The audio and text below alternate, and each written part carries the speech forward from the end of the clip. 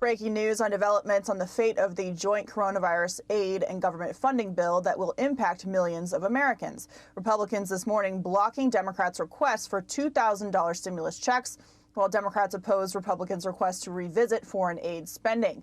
President Trump this week called the bill a, quote, disgrace. If he refuses to sign it in its current form, it could mean no coronavirus relief and a government shutdown.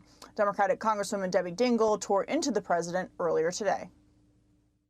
And then the president, when we finally thought that we'd be able to give people hope, that's what people need, hope, and be able to begin to continue to work on this in January, doesn't give a damn about people. He threw more fear. He threw kerosene on a terrifier and is now threatening to veto this bill. But Republican leader Kevin McCarthy took aim at Democrats yesterday, saying Speaker Pelosi, quote, tried to use the American people as leverage to make coronavirus relief contingent on government funding, which includes billions of foreign aid dollars at a time when there are urgent needs at home. So, Jonathan, Americans do need hope, especially at this time of year. But I think looking to Washington for that is a failed project. It is, and foreign aid is a complicated issue, of course. The whole purpose of it is give money to other countries with the hope of having some sort of leverage toward our national interests. But when you have something which just occurred in Pakistan, for example, where this bill is giving them $25 million, and that is that they are releasing the killer of a Wall Street Journal journalist, remember Danny Pearl, who was beheaded. Well, they just released his killer.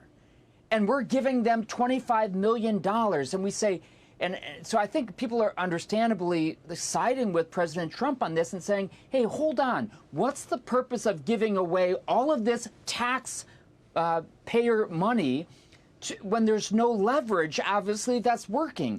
So that's the issue. And I think President Trump is pushing back on this. And we'll see what happens in the end. It is his responsibility in the end, as the leader of the Republican Party, to actually work with Congress to make sure that bills like this get proposed to him that he can sign. So we'll see if he gets one.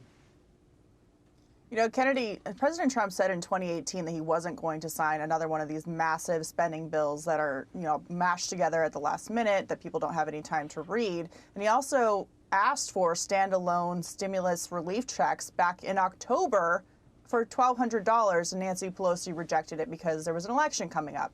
So here we are today with Republicans and Democrats essentially canceling themselves out on cutting spending and spending more money, and they're going to be back at it on Monday. Yes, and you have families all over the country who are deciding between paying rent and buying Christmas presents, and that's a horrible position to put people in. Rand Paul was absolutely right when he said it's not a bill, it's a hostage situation. And that's clearly where we are. And it's irresponsible of Congress not to legislate themselves and force the rules to give all the members time to read stuff like this. And Justin Amash brought up the point that there's no amendments. There was no opportunity for members of Congress to make amendments or to debate this bill. It was literally like, here's 5,500 pages and a gun to your head, pass it or die. And that's a horrible situation. It's a horrible way to legislate.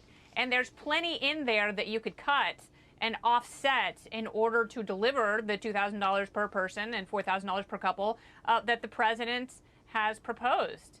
And I don't have a problem with that. I would much rather see people get direct payments than see, $35 million for abstinence education, which I don't think is the job of the federal government. We could also disband the Department of Education and Department of Commerce. Yes. There are many things. It is Festivus, Kennedy, so we can air our grievances. But Carly Kennedy mentioned... Thank you, Katie. It is Festivus. Yes, of course. Carly Kennedy did mention Senator Rand Paul, and the other point that he made earlier this week when he voted against this bill in the Senate, one of 6 senators to do so, is that Congress is essentially enabling lockdown orders imposed by governors across the country without scientific backing, which is causing this massive economic problem. And so that's the other part of this. As much Washington stimulus is given out or debated about, the bottom line is the American economy can't function with these arbitrary rules that are not allowing people to work. Yep. Yeah, totally. And it is so fitting for 2020 to end with Nancy Pelosi, Rashida Tlaib, and Alexandria Ocasio-Cortez applauding something that President Trump said. Whoever thought that would happen?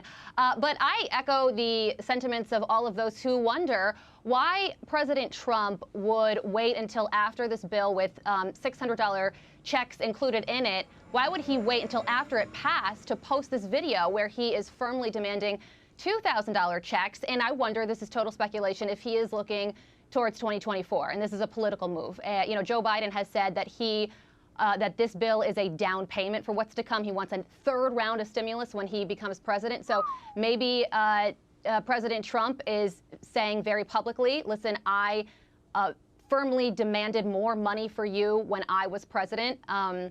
But that is not a conservative position. Demanding more money from the federal government to go to folks, some of whom haven't even lost their jobs, is not a traditionally conservative position, especially when individual states could do that very thing. So I think this really does put a lot of Republicans in a bind, especially Loeffler and Perdue in Georgia. And I would love to hear the inner monologue of Steve Mnuchin when he watched that Twitter video a couple days ago. Yeah, Molly, real quick, touching on the politics here. I mean, that is true. You have a number of ads being run by David Perdue saying that he delivered by voting for the $600 check, and now people aren't going to see it next week as planned.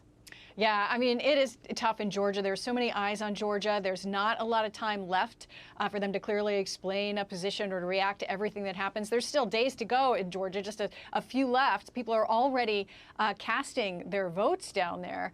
So there's not a lot of time for them to make an argument. And like Carly had pointed out, not a traditional conservative thing. I don't know how much this is going to affect the voters in Georgia who have a lot of other issues that they have to pay attention to this. I mean, the balance of the Senate, you know, we keep hearing that, but it's every single issue. So I don't know if just that one specific one will be a big turning point, but we'll see. I mean, a lot of folks have already cast their ballots, so we'll see. Katie? Yep, that race is 2 weeks away, so we'll be watching. Meanwhile,